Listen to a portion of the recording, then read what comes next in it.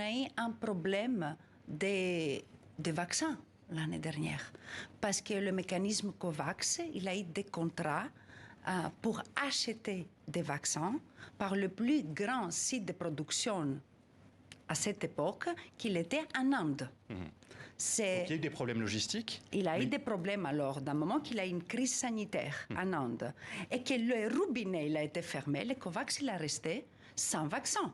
Alors ces grandes donations qu'il avançait, qu'il a pu continuer à fonctionner, et maintenant on voit qu'il a donné plus de 1,2 milliard de vaccins qui sont partagés. Mais il y a aussi une défiance, comme Bien en Europe, sûr. comme aux États-Unis, comme au Canada, à l'égard des vaccins. Comment lutter contre cette défiance en Afrique ?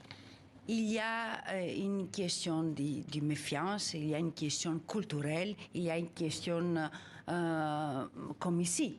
Alors, l'Union européenne, quand je dis qu'il a mis aussi des financements pour faire les campagnes, c'est pour lutter contre les fake news.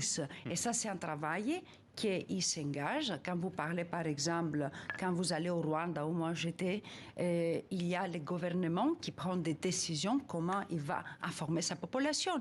Ça dépend aussi, par exemple, je vis le président du Ghana, qui s'est fait vacciner, lui et son épouse, à la télévision pour donner un exemple. C'est le travail aussi local et qu'il faut que soit fait.